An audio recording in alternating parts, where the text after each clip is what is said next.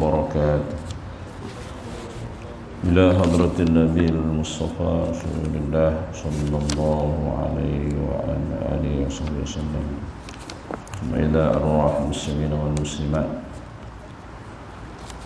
والمؤمنين والمؤمنات وآله الكرام أصحابه العظام الشهيد لله. الفاتحة. أعوذ بالله من الشيطان الرجيم. بسم الله الرحمن الرحيم.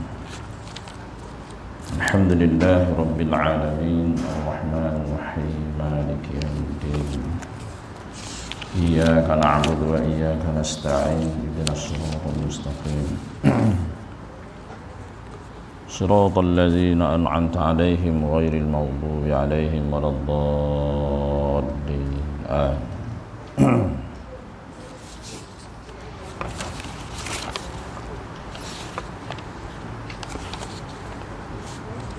أعوذ بالله من الشيطان الرجيم. بسم الله الرحمن الرحيم. بسم الله ما شاء الله لا يسوق الخير إلا الله. بسم الله ما شاء الله لا يصرف السوء إلا الله. بسم الله ما شاء الله ما كان من نعمة فمن الله. بسم الله ما شاء الله لا حول ولا قوة إلا بالله العلي العظيم.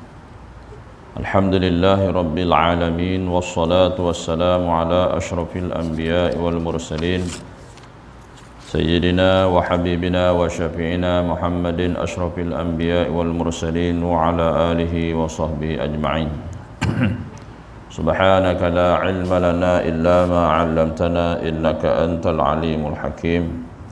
وقال رب اشرح لي صدري ويسر لي أمري واحلل عقدة من لساني يفقه قولي. ولا حول ولا قوة إلا بالله العلي العظيم. اللهم ربي يسر ولا تعسر يا كريم ربي تمم بالخير. اللهم اغفر لأمتي محمد وارحمهم رحمة عامة. أشهد أن لا إله إلا الله وحده لا شريك له إلها واحدا صمدا لم يلد ولم يولد ولم يكن له كفوا أحد.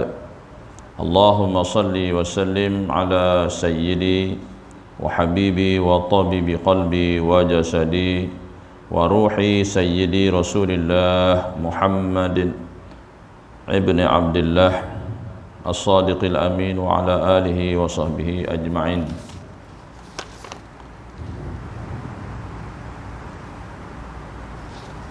اللهم ارزقنا ليلة القدر في هذه السنة وفي كل سنة وأعنا على إحيائها قيامها برحمتك يا أرحم الراحمين. اللهم بارك لنا في شهر رمضان وبلغنا ليلة القدر. اللهم بارك لنا في شهر رمضان وبلغنا ليلة القدر. اللهم بارك لنا في شهر رمضان وبلغنا ليلة القدر.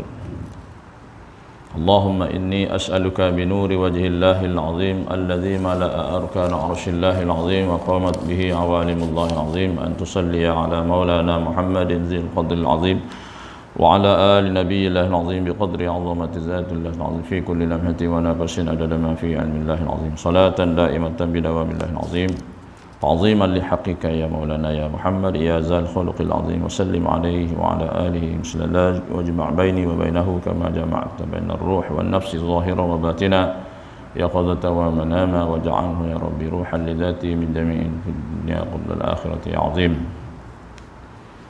الصلاة والسلام عليك يا سيدي يا رسول الله خذ بيدي خلت حيلتي أدركني. الصلاة والسلام عليك يا حبيب الله. الصلاة والسلام عليك يا أول خلق الله وخاتم رسول الله. اللهم صل على سيدنا محمد الفاتح لما أغلق والخاتم لما سبق ناصر الحق بالحق والهادي إلى صراطك المستقيم وعلى آله وصحبه حق قدره ومقداره العظيم. قال الله تعالى في كتابه الكريم أعوذ بالله من الشيطان الرجيم.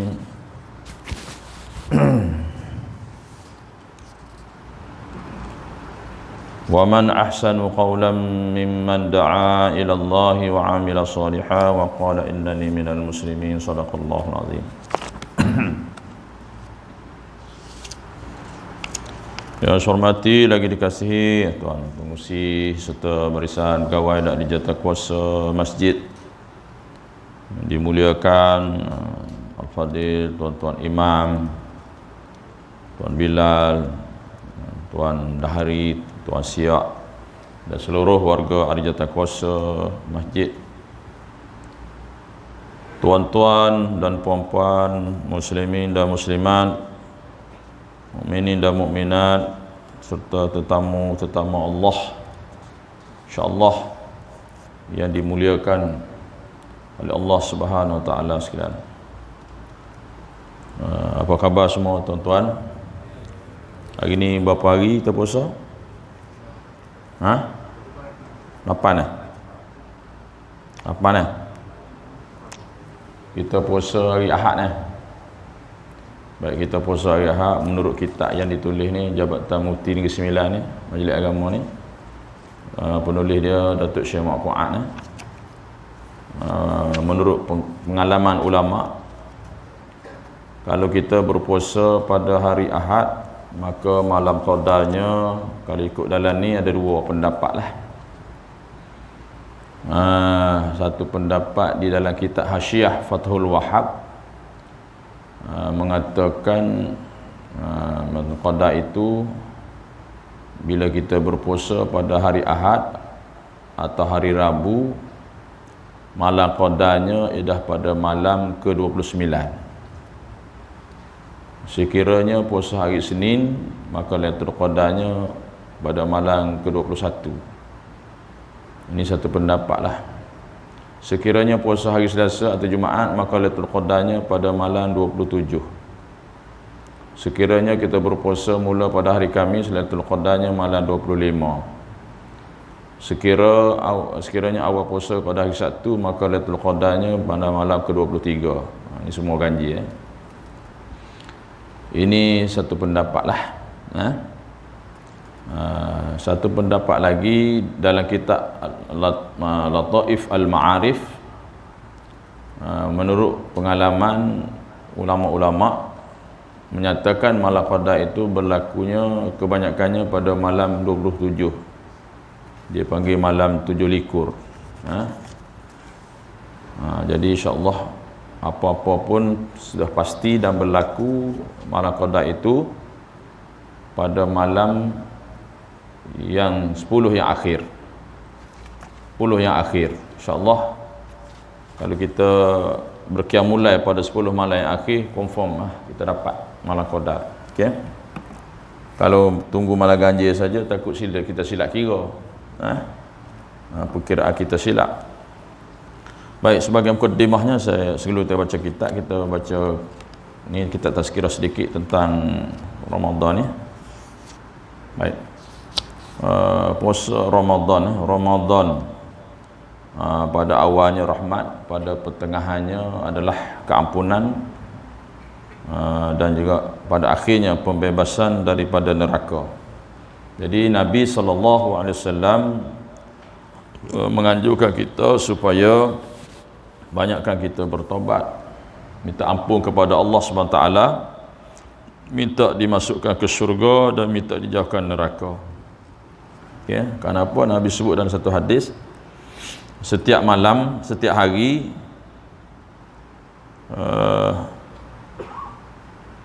ada sahaja manusia yang dibebaskan oleh Allah SWT daripada neraka.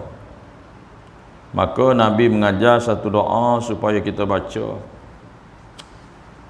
supaya kita ni tidak digolongkan dalam golongan orang yang digolongkan dalam neraka. Allahumma ja'alna min utaqaika minan nar.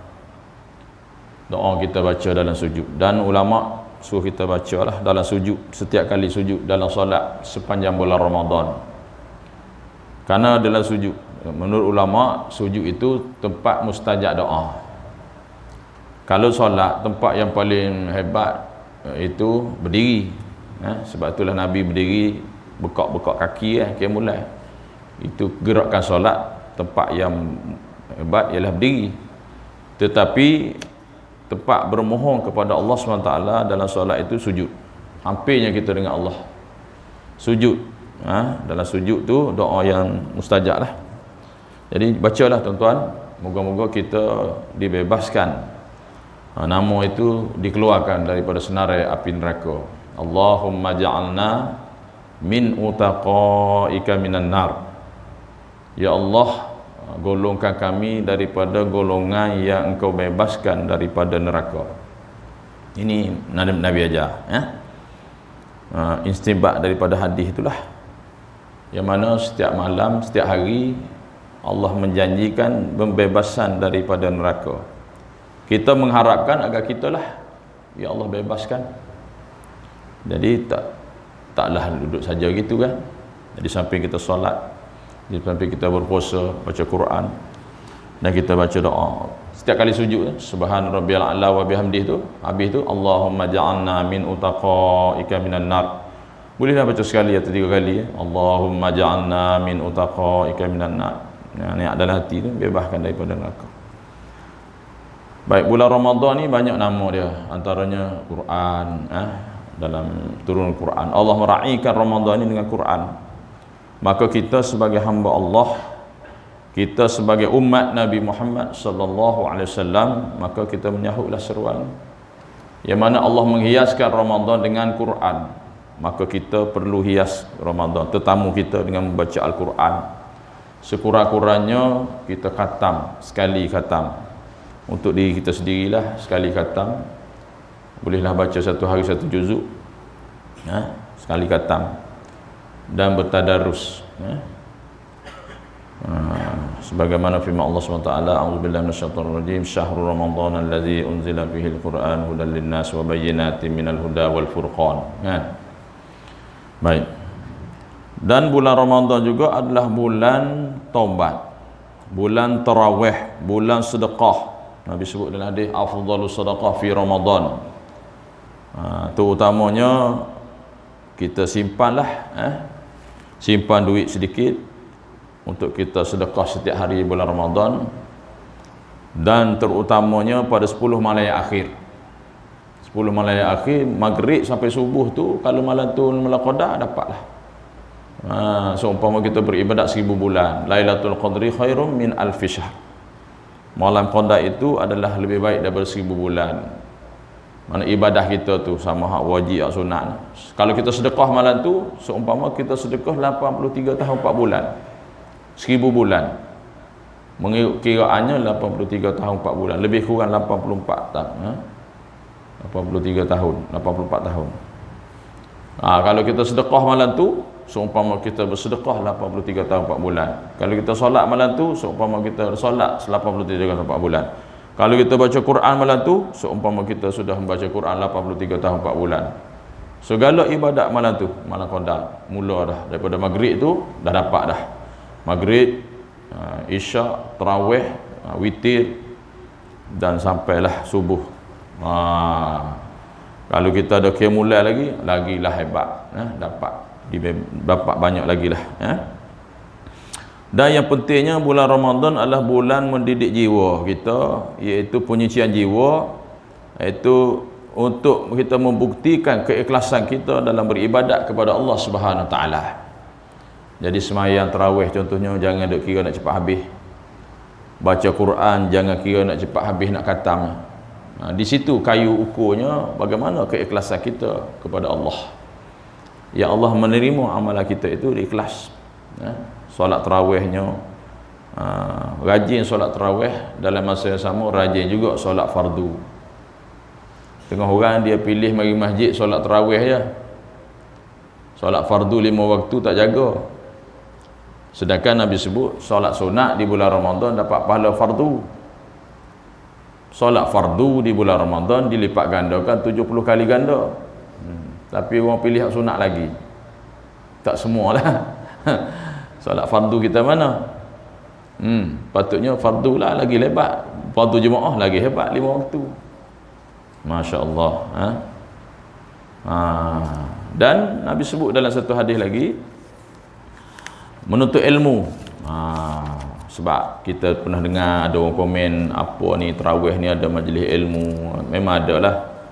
Ada setengah dulu ada dah cobaan-cobaan yang menegah daripada majlis ilmu, bertembung dulu. Dulu-dululah. Masa dulu 2-3 tahun sudah. Kenapa dia kata kita nak beribadat tarawih ni tak nak ganggu majlis ilmu, tazkirah dan sebagainya. Ganggu katanya. Ini cakapan orang yang jahil. Orang yang tak faham. Ya. Sebab apa Nabi sebut dalam satu hadis, barang siapa yang hadir ke dalam majlis ilmu ataupun majlis zikir pada bulan Ramadan, maka ditulis baginya setiap langkahnya seumpama ibadat setahun. Nampak tak tuan-tuan? Dan pada hari kiamat Nabi sebut mereka itu bersamaku di bawah arasy, yang mana tidak ada satu perlindungan ketika itu. Ini kelebihan orang menuntut ilmu, kelebihan orang duduk dalam majlis zikir. Baik. Dan siapa yang tetap berjemaah di bulan Ramadan, maka didirikan kota yang bercahaya indah cemerlangnya di akhirat. Nampak tak tuan-tuan? Hebat ni. Dan barang siapa yang berbakti kepada kedua ibu bapanya, maka Allah memandangnya dengan memandang rahmat. Yang mana Nabi sebut, ulama urai hadis ni, apabila malam pertama Ramadan sampai habis, Allah memandang kita dengan memandang rahmat. Dan asbab juga kita berbuat baik kepada kedua ibu bapa kita, tiket ke syurga. Maka Allah tidak murka pada kita apabila kita dipandang rahmat oleh Allah SWT dengan kita berpuasa, menjaga adab-adab kita, mata, telinga, tangan, kaki, segala-galanya, menjaga daripada perkara yang membatalkan puasa dan perkara yang membatalkan pahala puasa. Maka confirm Allah memandang rahmat kita, bermakna kita tidak masuk neraka. Itu maksud dia. Dan para isteri yang berbuat sesuatu mencari keredaan suaminya, isteri buat baik untuk mendapat redha suaminya, maka pahala yang besar Allah kurniakan seperti mana pahala Siti Maryam. Kan? Janganlah buat baik kira nak dapat baju raya aja, contoh. Janganlah buat baik nak dapat emas 2 kilo, contoh. Lepas-lepas dapat tu lawan balik. Contoh. Okay. Dia bodek. Ini makhluk dengan Allah lagi hebat tuan-tuan. Baik. Dan barang siapa yang menyampaikan hajat orang mukmin yang lain, maka Allah menunaikan 1000 hajatnya. Hebat tuan-tuan. Dan barang siapa yang bersedekah kepada fakir miskin dan sebagainya, maka bebas daripada neraka. Okey. Dan dalam hadis yang lain dalam kitab Raunaqul Majalis, iaitu syurga itu merindui 4 golongan manusia. Syurga itu merindui al-jannatu mustaqatun ila 4 nafarin. Syurga itu merindu 4 golongan manusia. Yang pertama, talil Quran, orang yang membaca Quran. Kenapa? Karena bahasa syurga adalah bahasa Quran.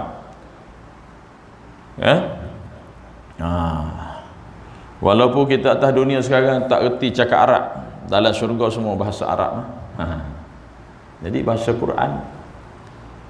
Yang kedua, wahafizil lisan, orang yang menjaga lidahnya daripada berkata nista, berkata dusta, terutamanya bulan Ramadan. Antara kata-kata nista digolongkan orang itu golongan munafik ialah apabila dia bercakap dia dusta, apabila dia berjanji dia mungkir janji, apabila diberi amanah dia khianati amanah.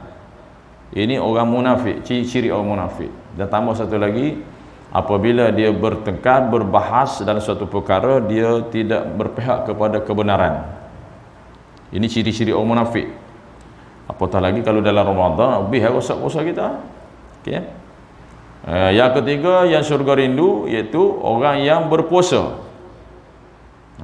Orang yang berpuasa. Kerana Nabi SAW menyatakan Allah sediakan khas syurga dan pintu khas untuk dimasuki oleh orang yang berpuasa, iaitu Ar-Rayyan. Pintu gerbang Ar-Rayyan dikhaskan untuk orang berpuasa. Masuk dalam tu, habis orang berpuasa ditutup rapat-rapat. Maka Allah meraihkan mereka. Kenapa? Makanan yang lazat-lazat, kerana mereka rajin berpuasa. Ini Ar-Rayyan. Tak keluar-keluar dah. Dihidang makanan yang hebat-hebat. Okay? Itu golongan yang ketiga yang syurga rindu ialah orang yang berpuasa. Dan yang keempat, golongan yang syurga rindu ialah orang yang memberi buka, Allah yang memberi makan orang yang lapar, atau terutamanya orang yang berpuasa. Orang yang beri makan, bersedekah kepada orang yang berpuasa, Nabi sebut, bentilah diri kamu daripada neraka walaupun dengan sebiji ataupun sebelah kurma tamar, atau seteguk susu ataupun segelas air. Ini anjuran sedekah, ya. Jadi syurga rindu bagi orang bersedekah, terutamanya orang yang bersedekah kepada orang berpuasa. Nabi sebut, kita bersedekah kepada orang berpuasa, orang yang berpuasa tu makan hasil daripada sedekah kita itu, maka pahala orang yang berpuasa itu juga diberikan kepada kita tanpa mengurang sedikit pun pahala orang yang berpuasa itu. Kalau orang perempuan uzur, dia buat orang berjamu, orang buka puasa, maka dia puasa dapat juga pahala puasa walaupun dia tak puasa, uzur contohnya. Jadi puasa ini dilipat gandakan hingga mana Nabi sebut apabila orang yang berpuasa pada bulan permulaan Ramadan, maka Allah SWT mengampunkan dosa-dosanya hingga akhir bulan Ramadan berikutnya daripada fitrah, kembali kepada fitrah. Bagi hamba tersebut dibina mahligai yang indah di dalam syurga dengan pintu yang diperbuat daripada emas bagi setiap hari dia berpuasa. Itu dia hebat ni, kemuliaan orang berpuasa.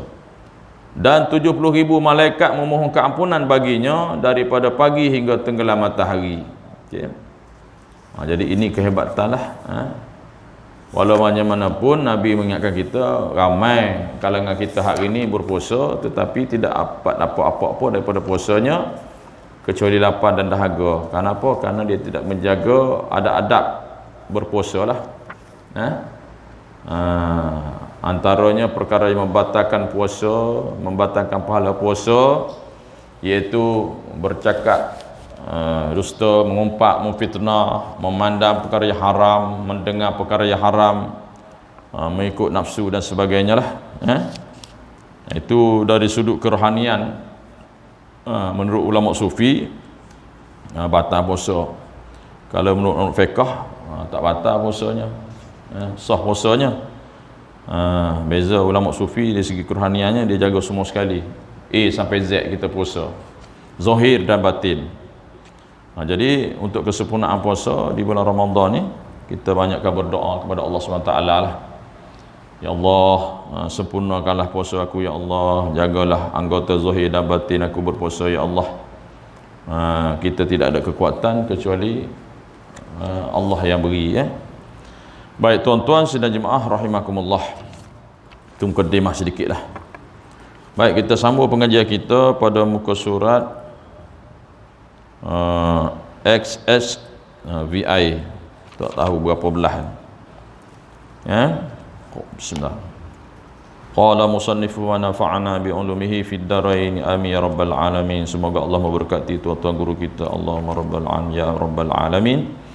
Baik, kita berhenti mana gitu, ya? Berhenti muka surat sebelah. Okay, kita dah baca gitu kan. Ciri-ciri seorang Nabi itu ada 6 kan, seorang manusia, seorang lelaki merdeka tu kan, sampai 6 Baik, kita sambung baca dia punya syarahan, dia punya kitab asal atas tu, kita ribut sikit lah.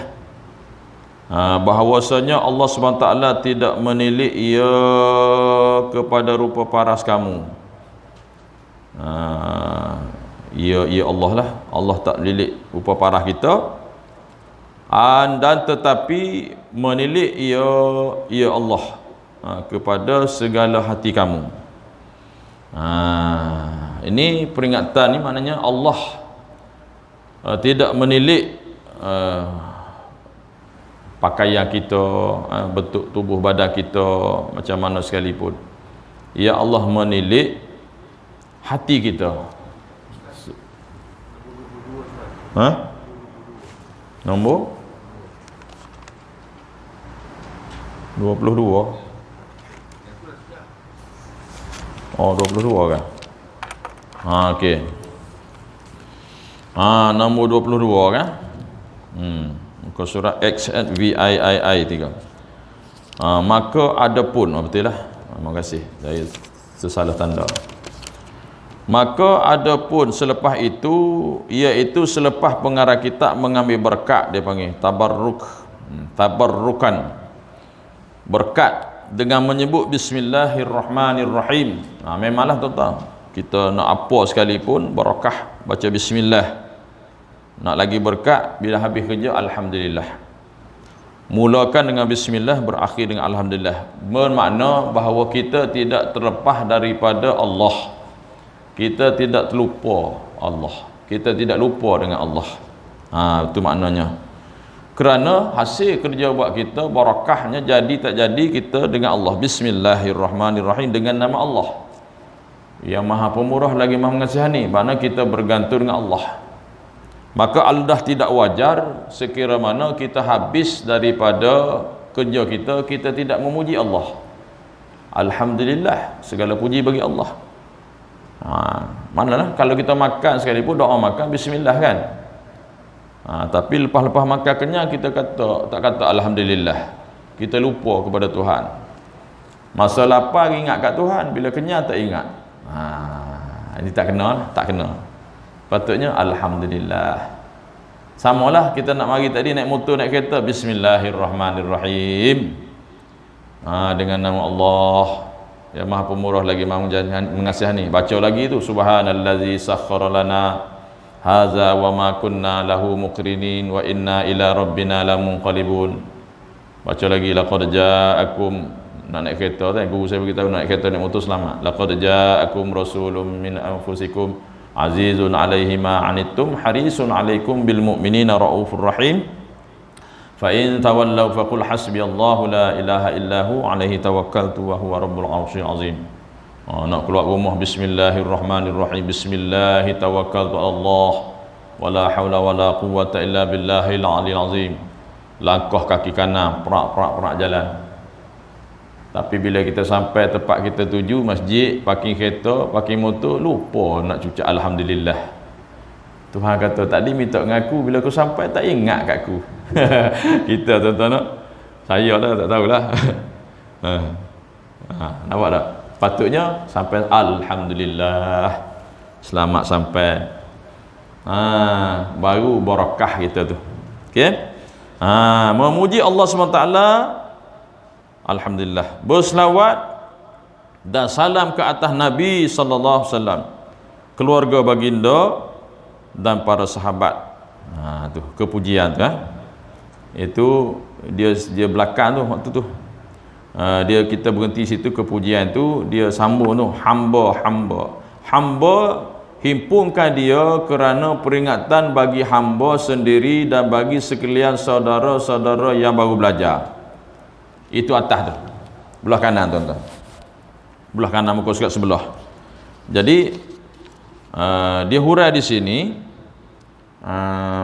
sambungan tu amma ba'du tu dia sambung belakang tu. Jadi kita masih lagi dalam cara amma ba'du. Amma ba'du tu ni hak 22 kita hurai tu. Barulah pengarah memulakan penulisannya. Begitulah beradabnya Syekh Abdul Qadir Al-Mandili dalam menulis kitab. Dia tulis amma ba'du. Jadi tak terlepas dengan Allah, kepada Nabi, memuji Allah, berselawat kepada Nabi, keluarga baginda, para sahabat. Kenapa? Kerana Nabi lah, asbab Nabi lah yang menyampaikan ilmu kepada kita. Puncaknya dari mana ilmu? Daripada Allah. Maka tak lupa kita kepada Nabi dan Allah. Itu kan? Baik. 23. Maka dia kata ni, maka ini sebuah kitab yang kecil. Maka ini sebuah kitab yang kecil. Footnote, nota kaki di bawah tu, apa maksud kitab yang kecil tu? Kitab atau buku jika ia besar dan tebal dipanggil kitab. Kitab. Jika ia kecil dan tidak tebal dipanggil kutaib. Dia urai situ kutaib. Kutaib menggunakan isim tasghir. Di sinilah menunjukkan tawaduknya Syekh Abdul Qadir Al-Mandili. Tu dia punya nota kaki sambung di bawah tu, nota kaki tu. Bawah garisan tu nota kaki lah. Dia panggil kutaib. Kutaib tu muka surat sebelah tu, bawah garis tu menggunakan isim. Nama tasghir, ya, bernama ismu tasghir. Di sinilah menunjukkan tawaduknya Syekh Abdul Qadir Al-Mandili. Maknanya tebal kitab kecil nipis pun dia masih lagi dia mengatakan kecilnya, kicak yang kecil tu macam mantap, macam lekeh lah kalau kita kata kecil, nipis yang macam lekeh, tapi sebenarnya ilmu tu tinggi. Nampak tak meninggikan diri dengan ilmunya. Okey, itu nota kaki 23 tu.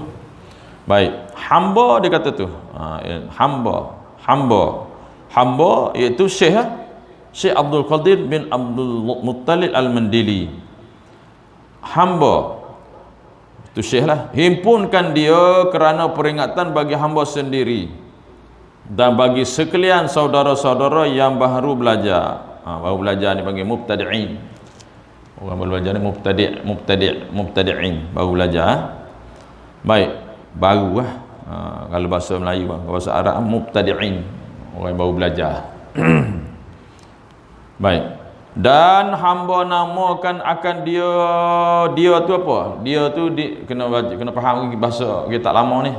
Dia tu kembali kepada kitab penawar bagi hati. Dia tu. Dia ni ada orang kata orang. Kena faham. Dia tu itu kitab yang kecil inilah. Itu penulis moden menggunakan ia kitab tu lah, kitab yang penawar bagi hati, yang asal tu. Itu maksud ia tu, penawar bagi hati pada menerangkan barang yang wajib dibersihkan daripadanya. Apa barang? Ni bahasa lama. Apa barang? Barang yang wajib dibersihkan daripadanya barang tu. Kok mana pula banyak munyinya barang ni? Maknanya yang ada pada hati tu lah. Antara apa? Anggota 7 tu. Apa? Hati, mata, telinga nak bersihkan tu. Nak bersihkan tu. Tu dia kata penawar apa tu? Itu nota kaki nombor 20. Dia kata tu baik. Lihat nota kaki nombor 20. Dia tengok situ. Yang dikatakan daripada nyo tu apa? Dalam ilmu tasawuf marhalah, ini tahap-tahap proses dipanggil takhalli. Tu nak bersih tu. Takhalli yang bermaksud mengosokkan diri kita lah. Diri daripada sifat-sifat yang tercela, yakni mazmumah, sifat terkeji, tu itu katakan nyo tu nak bersih tu lah, dan dihiasi dengan dia akan segala hati. Dengan dia segala hati. Baik, mana nota kaki tu bersih apa? Dalam istilah ilmu tasawuf ia dipanggil tahalli, yang bermaksud menghiasi diri kita dengan sifat-sifat yang terpuji, yakni mahmudah. Semuanya ilmu kita belajar yang mana bergantung harap kita kepada Allah Subhanahu Wa Taala sebelaka-belaka. Okey. Dan hamba sebut 29. Inilah tajuk kitab ini pada asalnya yang akhirnya dikenal dengan sebutan ringkas kitab itu penawar bagi hati. Penawar bagi hati. Pasal apa disebut penawar bagi hati? Tepat menurut ulama sufi, tempat tilik, tempat pandangan Allah SWT terhadap hambanya ialah hati. Hati. Sebab apa? Riak, orang tak tahu. Ikhlas, orang tak tahu. Bercakap baik dalam hati, orang tak tahu. Mengumpat dalam hati, orang tak tahu. Jadi kita kena rawat hati kita sendiri, iaitu Allah yang merawat kita. Jadi secara rohaninya, antara hubungan rohani jiwa kita dengan Allah Subhanahu Wa Taala.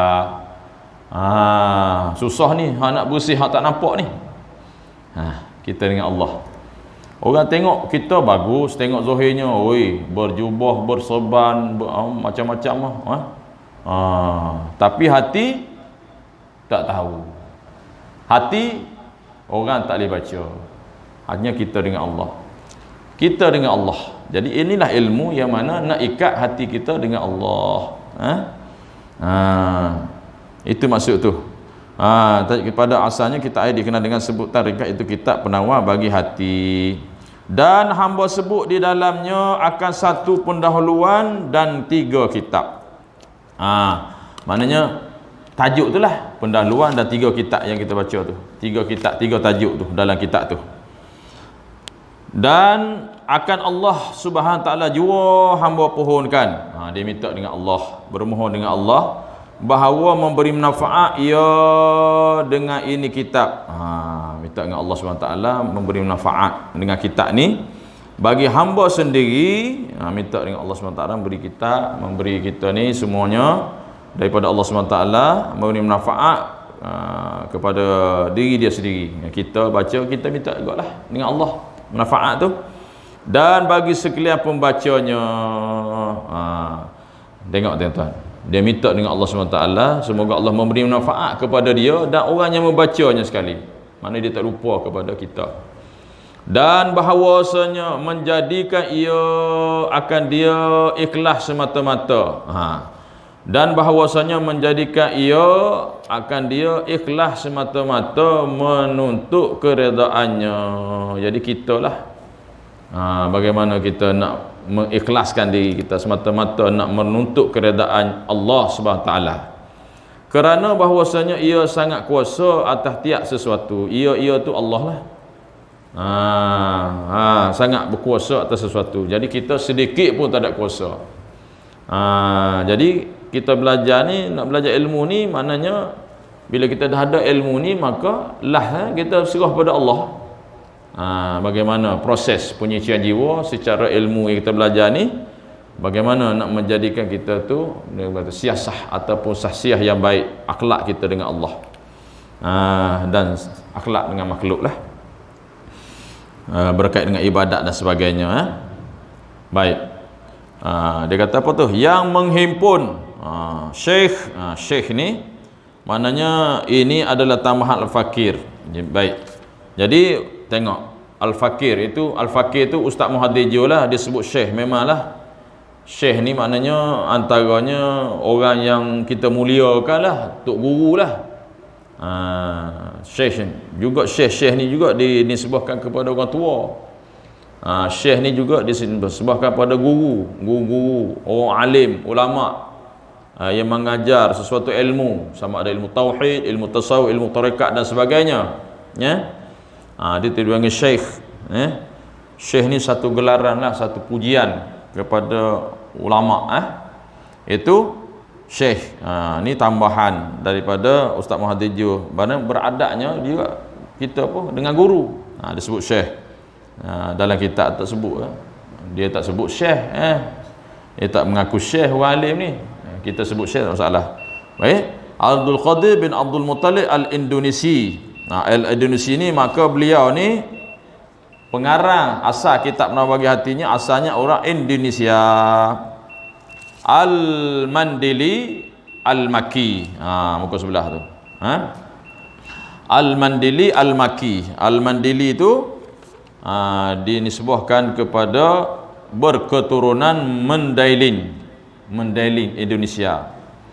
Al-Maki pula adalah tambahan al-fakir. Al-Maki ni katakan dalam ilmu hadis, susu jalur pengajian tu, Al-Maki. Baik. Khuwaidim, kita habis itu. Kita habis ini. Khuwaidim maksudnya adalah isim tasghir. Nota kaki di bawah. Nombor 34.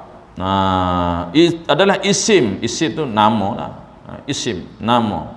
Tasghir bagi khadim yang bermaksud khadam kecil. Ini menunjukkan sifat tawaduk beliau. Khadam kecil, hamba yang lekeh, hamba yang lemah, tak ada apa, ada ilmu pun tak mengaku ilmu, ada kuasa pun tak mengaku. Apa dia tahu dah nak mengaku apa? Ilmu yang sebenarnya Allah kuasanya sebenarnya Allah.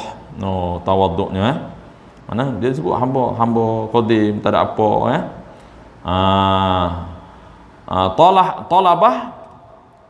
Talabah dikatakan jamak plural bagi perkataan talib. Asy-syarif, asy-syarif maknanya yang mulia, iaitu di kawasan Mekah. Di kawasan Mekah Al-Mukarramah. Makkah Al-Mukarramah yang dimuliakan kerana terdapatnya Kaabah di situ, Mekah. Kalau Madinah di Raudhah kan. Baik. Pada tanggal ni cerita tentang Syekh ni cerita tentang Syekh pengarang ni. Pada tanggal 39 tu tarikh 7 bulan Rejab tahun 1378 Hijrah. Itu dia punya hidup dia. Sehingga ke tarikh sekarang ini 1440 Hijrah dan ataupun 2019 Masihi. Kita yang sangat berkat ini telah berusia 62 tahun. Semoga Allah SWT menambahkan keberkatannya, memberikan ganjaran yang sempurna kepada penyusunnya, keberkatannya kitab tu. Memberi ganjaran yang sempurna kepada penyusunnya tu, iaitu Al-Alim Al-Allamah Alim Allamah Syekh Abdul Qadir bin Abdul Muttalib Al-Mandili Al-Maki, dan mengurniakan keberkatan dan kepahaman kepada siapa sahaja yang membaca, mempelajarinya dan mengajarnya. Kita semualah hari ini masuk sehingga hari kiamat, serta mengurniakan kekuatan dan istiqamah dalam mengamalkan isi kandungannya. Amin ya rabbal alamin. Jadi kita mohon kepada Allah SWT agar kita diberkati, dan kita mohon SWT dengan berkat Syekh ni, maka kita mati di akhirat nanti, kita mohon pada Allah SWT agar Syekh mengiyakan, mengaku kita ni anak murid beliau, dan kita mengharapkan agar mereka menarik tangan kita untuk masuk ke dalam syurga. Macam tu. Itu kita mengharapkan macam itulah. Apa-apa pun situ semua adalah kehendak Allah Subhanahu Wa Taala. Tetapi Allah tidak bagi begitu saja dengan usaha ikhtiar kita belajar. Sebab apa? Kalau menurut guru kami, sekurang-kurangnya kita ni adalah mengikuti sesuatu amalan ataupun ajaran guru-guru mursyid, sama ada guru fiqh, guru tasawuf, guru tarekat, tak kira lah, yang penting kita mengaji ada sandaran guru-guru mursyid, guru-guru yang alim, orang alim. Apa yang kita mengharapkan agar mereka ni mengiyakan kita ni sebagai anak murid beliau. Semoga dia juga akan memberi syafaat di akhirat nanti, terutamanya ada pengajian ijazah sanad sampai kepada Rasulullah sallallahu alaihi wasallam dan sebagainya, maka kita tidak terputus jalan tu. Daripada siapa sampai kepada Rasulullah. Bermakna kitab ini ataupun amalan, tak kira lah apa yang kita amal, ada sumber daripada mana sanad tu sampai kepada Rasulullah. Jadi kita mengharapkan agar Rasulullah memberi syafaat kepada kita melalui ilmu-ilmu yang kita belajar daripada ahli ulama ni. Takkan mereka tak pandang kita, tuan-tuan. Tapi kalau kita masa hidup kita tak pernah jumpa tok guru, tak pernah belajar, tak pernah mengamalkan amalan-amalan yang diijazahkan oleh para ahli ulama, saya tak tahulah jalan mana lagi nak selamat. Agak doa saja nak masuk syurga, doa jauh daripada neraka, boleh doa, tak ada masalah. Tapi apa amalan kita, apa sandaran kita, apa bekalan kita, itu penting. Jadi sekadar itu saja, tuan-tuan. InsyaAllah baru habis mukaddimah tuan-tuan, lama InsyaAllah kita akan sambung pula akan datang, iaitu pendahuluan, iaitu definisi ilmu tasawuf. Baru kita nak masuk membicarakan ilmu tasawuf. Apa makna tasawuf, apa makna sifat terpuji, apa makna sifat tercela. Kita mukaddimah dulu. Barulah nak pergi satu persatu penyakit hatinya, jaga mulutnya, tangan, kaki dan sebagainya. Jadi ini semuanya, bila Allah jadikan kita manusia yang sempurna ni, maka kita gunakanlah baik untuk kesempurnaan. Janganlah kita menjadikan orang yang kufur nikmat akan nikmat Allah SWT, yang mana Allah menjadikan kita sebaik-baik manusia, sebaik-baik makhluk. Allah beri kita kepala, Allah letak otak, mata, telinga, tangan, kaki. Tambah-tambah di bulan Ramadan ni, lagi-lagilah kita nak jaga. Okey. Baik, sekali itu saja tuan-tuan. Jadi kalau siapa yang nak order kitab lagi, bagi tahu kat pengurusi lah. Bagi tahu berapa saya order lah. Okey. Dan kalau tuan-tuan nak beli sendiri boleh, tapi harga dia harga kulit lah, harga dia buku lah. Sama jugalah, RM40.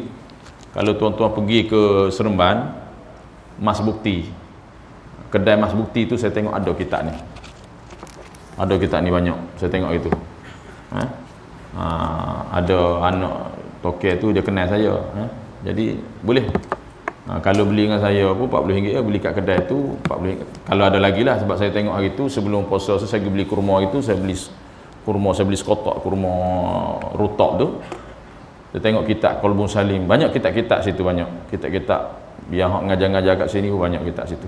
Dia jual kitab Mah Bukti Mah Bukti daripada Seremban tu, turun daripada tu keluar exit nak pergi tu, sebelum stadium hoki tu kan, Parui tu kan, depan sikit lagi kiri sedia Parui, sebelum tu Mah Bukti, kedai hijau kuning apa.